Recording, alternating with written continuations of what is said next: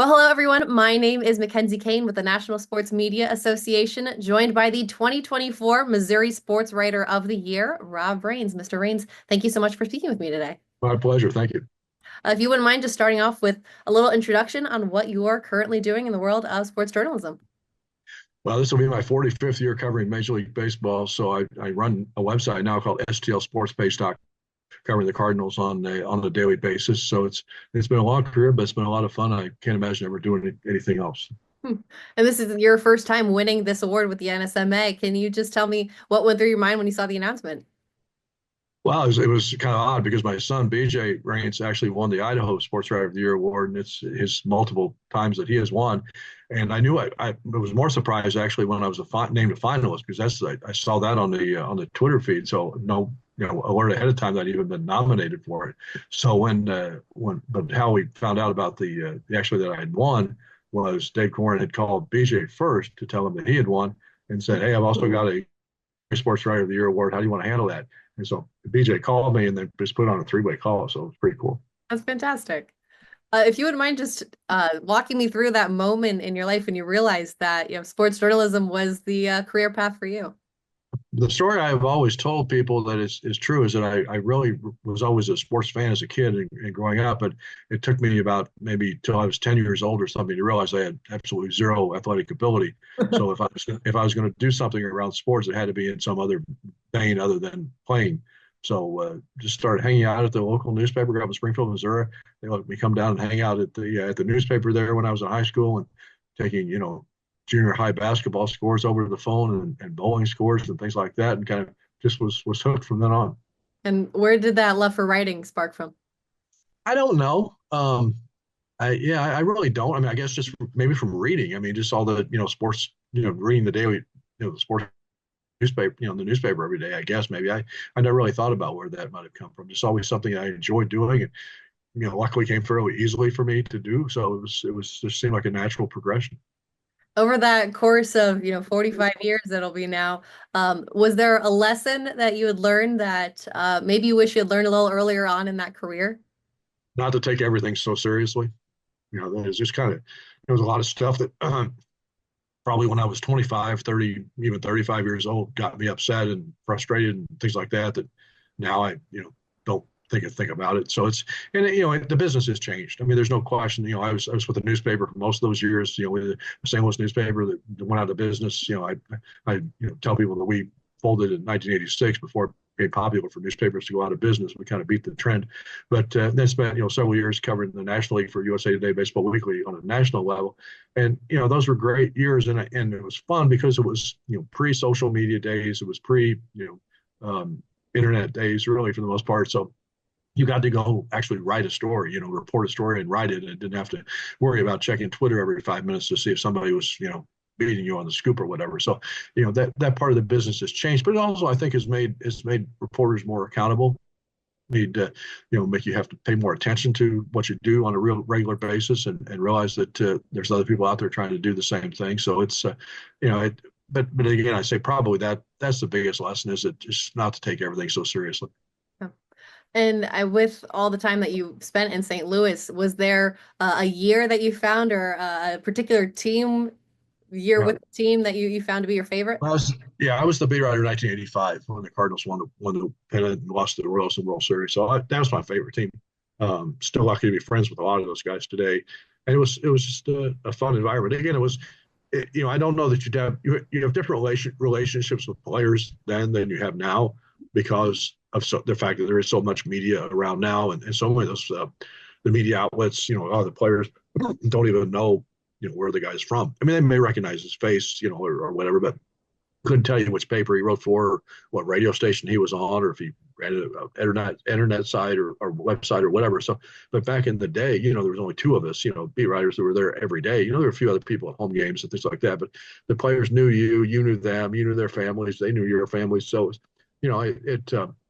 and people always say we can't be that close to your sources, but I don't think I ever compromised a story because of the fact I was a friend with a player. I mean, if they knew I had a job to do, and if I had to criticize somebody because that they needed to be criticized, they did it. I mean, it's the classic story that I tell is people. There's a guy on the team was an outfielder named Andy Van Slyke, who was a very good player, for a long time in St. Louis and in Pittsburgh. And I ended up later after he was retired, we ended up hosting a radio show together. Mhm. And we were out one time, and somebody asked him, it was in our company, asked him if I'd ever written anything that made him mad.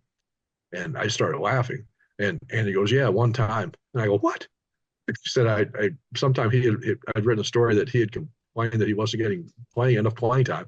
And I wrote that he wasn't giving the manager enough reason to play him more. So I didn't remember writing it, but he did. So 35 years later or whatever. So It stuck with him. That's fantastic. hmm. Is there any, piece of advice you would give to those young journalists who are entering that press conference, that newsroom, Yeah. where they can develop those type of relationships again with the players? Or do you think that there's any potential? Yeah, I mean, I think just be honest. I mean, I do think that players, I think even today, as I say, even though the world has changed, I mean, they know you've got a job to do, and you're there to cover the team, and I think they just don't want people to just go out of their way to try to take cheap shots and write stuff that's not true. So I mean, if you're truthful, if you're honest, if you're hardworking, the players will realize that, and they'll work up with you. I mean, I tell people too, back when I was doing it, every day for, you cover the beat for a newspaper, I would have talks with players that, 15, 20 minutes, whatever, and never pull out a notebook because we were just talking, about things. And I said, recently, a few years ago that, it's not been a few years ago now, but I said, I think I've had one of those conversations in the last, 5 or 10 years because players just, access is so much more controlled now. Time is limited on when you can talk to players. So you just don't have the time to do that. And I think that has really hampered the developing of the relationships between the media and players because of that. When you were coming up, you had mentioned it was high school that you were spending with the local newspaper when you were growing up. Correct. Was there a mentor that guided you through the process? Yeah, a couple of guys that worked at the paper there, both of them no longer with us. Larry Hazelrig was one. In Springfield, Missouri was the town. Anvil Walsh was another. And I just watched what they did, and it was an education. Yeah, I mean, there's no doubt it helped me kind of form who I became, and just saw how they went about the business. I mean, there's everybody needs a mentor to kind of follow. Excuse me. And I had more when I hit college at the University of Kansas. Some of the professors there and coaches and stuff that you develop relationships with, they were always offering good advice and good feedback, and invaluable really. What was the transition like going into now covering professional sports? Well, I got lucky enough there too because the last couple of years I was in school, I ended up as an intern for United Press International in the wire service days, and so they I was about 30 miles away from Kansas City, so I was able to go and hang out at games in Kansas City and just even, running quotes and, stuff like that, even if I wasn't writing a story. So, that kind of introduced me to the, professional media landscape and covering, both the Chiefs and the Royals at that time. So, Rick Goslin was another guy who was the UPI Sportswriter in Kansas City. He took me under his wing a little bit and, kind of really helped me along the way too. What would you say was the biggest piece of advice that you were given, apart from, not taking things too seriously? Yeah. Just to work hard. I mean, just don't take, don't take shortcuts. I mean, just kind of, and it's easy to do, you get lazy or whatever too, but just realize that, I think I always developed that when my name went onto a story, that meant something. Mhm. So I think that kind of made you also realize that you were not anonymous. You weren't kind of hiding behind a Twitter post with an anonymous name or something. If your name was on the story, then you were going to be the one responsible for it. And Mr. Reins, before I let you go, what would you tell the young aspiring sports journalists out there on how to, Yeah, start and how to make their writing stand out? yeah. I taught sports reporting at a local D3 school here at Webster University for about 20 years, and the thing I always told those kids was I said that the landscape has changed, because there's not there's so many different outlets, but they're all different than what they used to be. But I said there's always how you deliver the message to an audience may change, but there's still going to have to be somebody who does it because you have 45,000 people at a Cardinal baseball game at Busch Stadium. They're not going down to the locker room after the game to ask the manager a question. Somebody still has to be the guy doing it, and how you disseminate that information to the fans is probably going to be different, now than it was 20 years ago, probably different than it will be 20 years in the future. But it's still going to be somebody has to get that job and be the person, the messenger that relays that information. So realize that those jobs are out there. Realize how fun it can be. I mean, they're and I don't want to paint a totally rosy picture, because a lot of long hours, a lot of difficult travel days, a lot of times being away from your family, on the road for holidays, things like that. So it's not, there are challenges that you have to overcome, but I think the job is definitely worth it.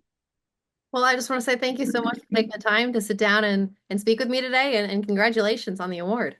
Happy to do it. Thank you. Appreciate it.